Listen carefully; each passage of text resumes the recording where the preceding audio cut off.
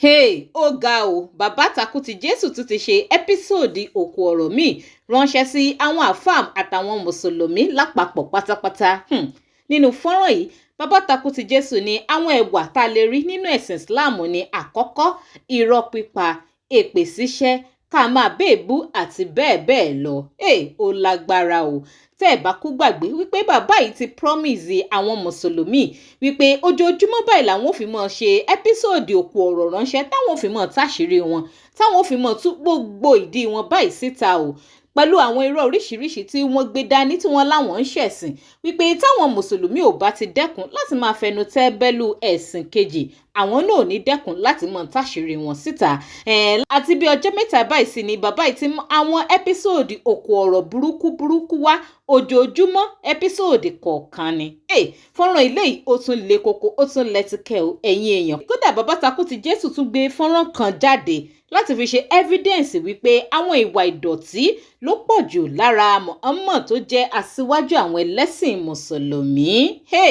Ó lágbára. Lórí ìkànnì bàbá Takutijesu wọ́n ṣetán láti bá àwọn mùsùlùmí náà tán bí owó ni o. Ọ̀rọ̀ sì pọ̀ nínú òwe kọ́bọ̀ nínú fọ́nrán yìí o. You are welcome to Wagbo Asiri. Remember to subscribe, like, share and follow us. Àti láyé àlàáfíà ìfẹ́ inú rere sí gbogbo ènìyàn. Mo kí gbogbo wa níbikíbi. Ẹ̀yin tẹ́ fẹ́ràn àlàáfíà nínú ilé, nínú ìlú, láàrin ẹbí, láàrin ẹgbẹ́. Mo kí yín o, ayé yín ò ní bàjẹ́ o, ilé yín ò ní dàrú o. Àlàáfíà pípéye yóò wà láàrin ẹbí yín. Àwọn adánilẹ́rù ayọ̀nù ẹ ò ní bá wọn tò pọ̀. Bó ṣe máa rí nìyẹn in Jesus mighty name. Jọ̀ọ́ mo sọ fún ẹ wípé màá máa mú irọ́ àwọn ènìyàn wá tí wọn ò bá jáwọ́. Tí wọ́n bá continue lórí ìwà àbàjẹ́ tí wọ́n ń hù láàrin ìlú, lórí irọ́ tán gbé dání tí wọ́n ń pè lóòótọ́, tí wọ́n bá dákẹ́ láti máa tọwọ́ bẹ̀sìn ẹlẹ́sìn, màá sì máa mú àwọn àṣírí wọn wá. Àkọlé ilé ni mo pè ní ẹwà Islam, ẹwà Ànábì, ẹwà Islam, even ẹwà Allah, ẹwà tó wà lára wọn tó fi fẹ́ kú sí wọn lọ́rùn gangan, kó gbé yẹ̀wò sí ti ẹ̀sìn míì. Wo fídíò yìí. Even we as Muslims, we are not permitted to take alcohol in this world. But in paradise, we will drink alcohol. In heaven there is no beer. That is why they are drinking the beer here. Yes, we have there. Because in the Quran, we are told that there are 4 drinks that we can find in heaven.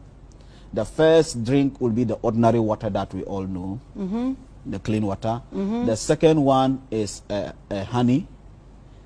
It will be there abundant as drink for everybody. The third one is milk. And the last one will be the intoxicant, the alcohol. And we are told that, see the funny thing, we are told that as for the alcohol in this world, when you drink it, you lose your mind. When you take it, you talk anyhow because you are now shameless. You don't care about anything because the mind is not there. But they said that the alcohol in heaven, when you drink it, you begin to fly like an aeroplane. Hey! Quran told you people this. Yes. When you drink it, you fly like aeroplane. You begin to fly. And you believed. Yes. You begin to fly. And when you are landing, you will land on a woman. Bruh. This is hilarious. You drink alcohol, you fly like a plane. Yes. And when you are landing, you land on a woman. Mo rò pé tí mo fídíò yẹn báyìí lédè òyìnbó, bóyá Ghana làfà yẹn wà ní àbílù ìlú mìíràn mi ò lè sọ. Ṣé ti rí ẹwà tó wà lára wọn? Allah Muhammad ó promise wọn ní tí wọ́n bá ti kú tán dọ́run, wọ́n á máa mu ọtí tí wọ́n mú láyé. Tán bá ti kú tí wọ́n dọ́run, wọ́n á fẹ́ ìyàwó 72. Ọtí tí wọ́n mu tó ń pa wọ́n láyé yẹn, àwọn á mú wọ́n máa fò bí ẹyẹ, wọ́n máa fò bí ẹyẹ. Ìwọ náà ti fetí ara rẹ gbọ́ ẹwà tó wà lára Islam. ẹwà Islam ní irọ́, ẹwà Islam ní èpè, ẹwà Islam ní èébú. Lára ẹwà Islam ó ní àbòsí, àwọn náà ní àbòsí tó tún pèyàn lálábòsí. Ẹwà Islam ní ìpànìyàn, tán bá bú ẹ tán bẹ́ẹ̀ jà tó síwọ́ wọn á yan oníkúpa ni kó máa wá ẹ kiri. Lára ẹwà Islam nìyẹn. Ẹwà Islam tàbí ẹwà látara ànábì ó ní wípé a lè fi ọmọ ọdún 6 gẹ́gẹ́ bá ànábì ṣe fẹ́ Aisat. Ẹwà Islam ni wípé a lè fẹ́ ẹgbẹ́ ìyá ẹni bí ànábì ṣe fẹ́ ọ̀gá ẹ̀ tó lọ ṣiṣẹ́ lọ́dọ̀ rẹ̀. Ṣé rí pé ẹwà tó dáa ló wà lára Islam? Kò tán síbẹ̀ o. Ẹwà Islam ní a lè máa fẹ́ àwọn ẹbí wa àwọn ẹbí wa, àwọn fámìlì wa, a lè fẹ́ wọn. Ẹ rí Quran tí mo gbé sí iwájú ń bẹ̀ yẹn, ara ẹwà Islam nìyẹn. O lè fẹ́ ọmọ ẹ̀gbọ́n, o lè fún ọmọ àbúrò ẹ, gbogbo ẹbí ẹ pátápátá òun ló lè fẹ́. Ọmọ tíyàwó ẹ ti bí sí ibì kan kó tó wá fẹ́ tó jóbìnrin, o lè fẹ́. Adẹ̀pè yẹn ní Ọlọ́run, adẹ̀pè yẹn lẹ́sìn, adẹ̀ ń tẹ̀lé gbogbo ẹ̀yin ènìyàn. Ṣé wọ́n ra wá níyè ni? Ṣé wọ́n fi aṣọ bo ojú wa ni? Ṣé wọ́n gbági mọ́ etí wa ni? Kò tí ì tàn síbẹ̀ o. A lè máa na ìyàwó wa bó ṣe wù wá, gẹ́gẹ́ bí Quran 4:34 ṣe sọ. Quran 4:34, a lè lu ìyàwó wa lálùpàmọ́kù gidi gan. Ó ga o. A lè gba ìyàwó ọmọ ẹni gẹ́gẹ́ bí adoption side tí ànábì gba ìyàwó rẹ̀. Àwọn ẹwà tó wà lára ẹ̀sìn tí wọ́n ń pọ́nlé, tí wọ́n pè lẹ́sìn àlàáfíà nìyẹn. Ẹ wo gbogbo ẹ̀yin èèyàn pátápátá tí ẹ ní etí inú àti tòde, tẹ́ ẹ lójú inú àti tòde, ẹ jẹ́ kí iye yín ó sí o. Ẹ jẹ́ kí iye yín ó sí. Èmi ò rò pé eléyìí ẹ̀sìn ni. Ẹ̀sìn tó jẹ́ wípé oh my God, ohun tó ń rùn tó ń kó ìdẹ̀tí báyé tí láàrí lọ́wọ́ aṣáájú wọn. Fídíò tí mo sẹ́ndì lọ́jọ́ wo táàfà àfọlọ́run sọ sí pé ànábì jẹ gbèsè kú ni, ebi pa ànábì kú ni. Ṣé pẹ́rẹ́ ara ẹwà kan tó dáa nìyẹn? Ẹ jẹ́ wá gbé wọnú ayé Jésù. Ní ìgbà tí wọ́n wá bá Jésù pé kó sanwó orí, tí kò sí owó rárá lọ́wọ́ rẹ̀, kí ló ṣẹlẹ̀? Ó pe Pétérù, Símónì, ẹ lọ sọ àwọn sódò. Wọ́n dẹ̀ gbé ẹja láti inú ẹja yẹn dí ẹnu, ó kún fún owó. Wọ́n san owó tán, wọ́n tún ní owó lọ́wọ́.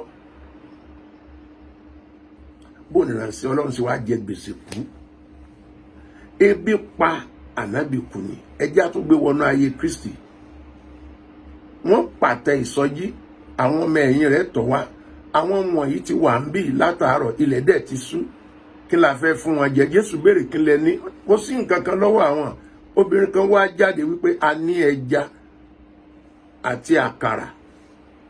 Ẹja wẹ́ méjì àti ìṣù àkàrà 5. Ó ní ẹ lọ kó wá. Ìránṣẹ́ Ọlọ́run tòótọ́, Olúwa tòótọ́, Ọlọ́run gangan tòótọ́ sì gbàdúrà. Ẹja àti ìṣù àkàrà dẹ̀ di ọ̀pọ̀ tá a fi bí bọ́ ẹgbẹgbẹ̀rún 5 ènìyàn. Ẹ gbé sí làákàyè wo, ṣé nǹkan ò jura wọn lọ ni? Ẹ wo, tí wọn bá ti jáwọ́, gbogbo àṣírí abẹ́ wọn pátápátá a máa pọ̀ fún wọn yọ̀yọ̀yọ̀ síta. Wọ́n á mọ̀ wípé ẹ̀sìn kọ́ làwọn gbé wá, ẹ̀sìn ni. Tọ́ ọ̀rọ̀ rẹ o, ọ̀rọ̀ lẹ́gbọ́ lẹ́nu bàbá Takutijesu yìí. Ẹ̀yin èèyàn, kí ló opinion ti yín? Ẹ máa jù sí kọ́mẹ̀ǹtì. Àmọ́ season film ó ní ọ̀rọ̀ yìí o. Bàbá Takutijesu wọ́n ṣe tán láti dẹ́kun àwọn àṣírí tí wọ́n tú yìí nípa àwọn ẹlẹ́sìn Islam àtẹ̀sìn tí wọ́n gbé dání. Ṣé rọ́ọ̀nì tán sọ yìí ṣòótọ́ ni? Ẹ máa bá mi jù opinion ti yín sí kọ́mẹ̀ǹtì. Fáǹfààní ẹ̀yin tẹ́ bá fẹ́ ṣe ìpolówó ọjà yín lórí ìkànnì yìí àbí tẹ́ fẹ́ kàn sí wa, ẹ máa kàn sí wa through WhatsApp number wa tó wà lórí Facebook page wa. Ẹ tún já lọ gbọ́ ìpolówó ọjà ní ráńpẹ́ ká tó máa dágbére fúnra wa. And remember to subscribe, like, share and follow us. Tẹ́ ẹ bá lè rí àmì ṣe gbogbo ogun tó lóhùn ní gbọ́ tó lóhùn ní gbà lórí ayé yín iná agbára Ọlọ́run máa jó dànù.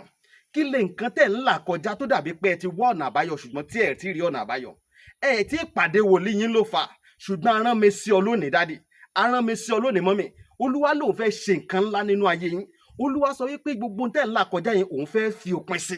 Kí nìkan tẹ́ ń là kọjá lórí ìgbéyàwó ni lórí ọmọ ni lórí iṣẹ́ ni níbi gbogbo ni bóyá ogun kan ló dàbí pé ogun yẹn le ẹ ti gbìyànjú kò tí ì sí ọ̀nà àbáyọ. Ẹ jẹ́ àjọ gbàdúrà ẹ jẹ́ àjọ wá ojú Olúwa kí làṣírí ogun yẹn gangan ẹ jẹ́ àjọ wádìí lọ́wọ́ Ọlọ́run ká dẹ̀ mọ ọ̀nà àbáyọ. Ẹ̀rọ ìbánisọ̀rọ̀ tẹ́ fi pè mí fún àdúrà àti ọ̀nà àbáyọ òun náà ni +234 70 25 47 5427 +234 70 25 47 5427. Bẹ́ẹ̀ ṣe ń pè mí fún àdúrà lórúkọ Jésù ẹ máa rí ìyanu.